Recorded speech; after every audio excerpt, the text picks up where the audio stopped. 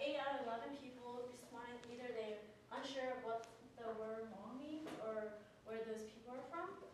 And everyone here has a root. Everyone has a cultural background, a different cultural background. And for example, Chihiro and Yuji, which he's not here today, but they're Japanese, and Yeyun's Taiwanese, and Noah's Irish. And for me, I'm Hmong. Because so little people know who the Hmong people were, I'd like to take this opportunity to tell all of you guys about where the history of Hmong people and where we are now, and address how well Hmong people are known in Portland. For us, Hmong people are racist Asian, and historically we're from Euro-Asia, and which is well known to be China now. Because everyone wanted their own land and identity because people want their own land and identity, the Chinese and the Hmong fought a war for many years, and eventually the Chinese pushed the Hmongs down to the southwest region of Asia, which is around Vietnam. And then they settled there for many years until the Vietnam War occurred. And during the Vietnam War, a Hmong leader called General Bang Pao, he directed many of the Hmong people followed him because he's one of the really great leaders there. And there they joined the United States under the CIA to fight the Vietnam War. To many people, this was known as the Secret War, or some people might not even know it till later on after the war. And because the Hmong people and CIA signed this contract called the Promise. The Promise was a signed document by the United States saying that the United States will protect the Hmong people. There, 30,000 Hmong people, Hmong soldiers fought in the war at the beginning of the war. By the end of the war, about half of those soldiers died, and a total of 100,000 Hmong people died in this war. The other half of the Hmong people stayed in refugee camps, such as Laos and Thailand, and which they're located in the valleys and mountains of the countries. By the 1980s, a flood of the Hmong refugees migrated to the United States, and my parents are one of the ones who came with this flood of Hmong people that came to America, and I was the first born in America. So where are the Hmong people now? Well, the majority of the Hmong people live either in California, Minnesota, or Wisconsin.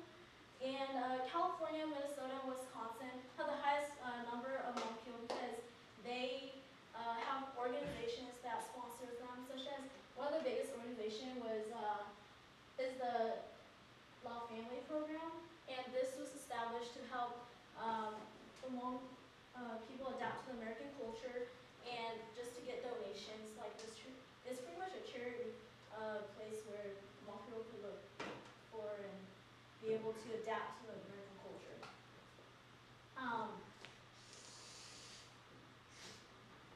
Here, can I get one of the lights, please?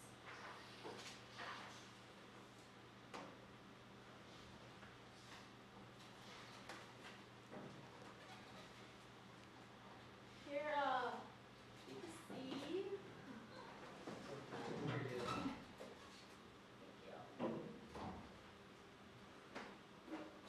Here you can see this shows where they're located within the world, and right here is where they originally came from.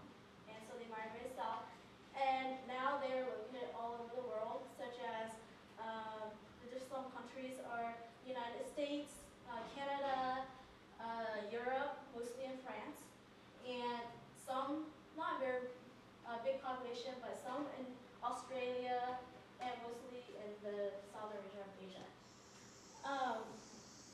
According to the Census Bureau of the year 2000, there are about 170,000 Hmong people living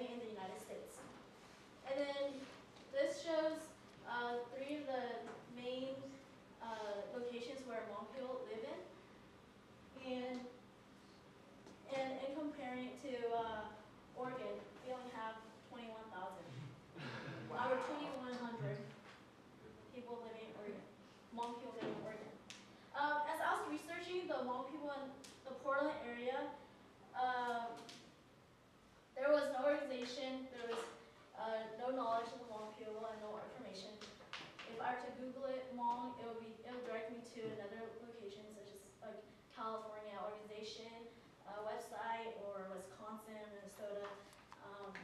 So, and comparing Portland to Fresno, California,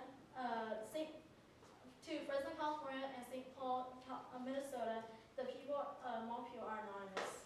There are websites and organizations, and even Hmong language has become a foreign language taught in school in the other states. I remember during my elementary years, every Tuesday after school, I'll go to a program where I just learn how to speak Hmong, or not to speak Hmong, but to learn the language, write and read Hmong. But here, there's no knowledge of who they are. In summary, the Hmongs are from everywhere. You may be wondering why should I care about this ethnic group, but you should, because it will affect you in some way. We never know who we're going to meet next, and whether you're applying for a job or meeting a new friend, it could be just a Hmong person, and we will always be working and encountering new people, so you may never know. The next person you might meet might be a Hmong person.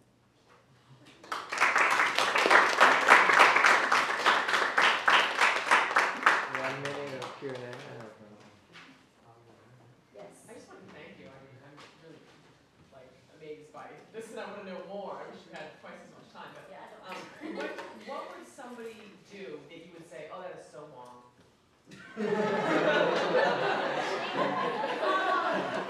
Gosh, there's some things they say, like, it's kind of embarrassing, but,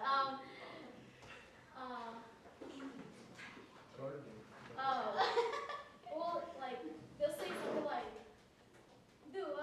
that's like oh my gosh, in, Hmong, or they'll be, I don't know, things that they do in Thailand, like, it's kind of, I guess, Americans, we, kind of insult people from Thailand, or Hmong people in Thailand, because they're, like, lower class, and they're not as modernized as people in America, so we're like, oh, you're such a Thailander. But it's not really, but it's just like we're just referring not to the whole country, we're talking just that Hmong community in Thailand. Yeah.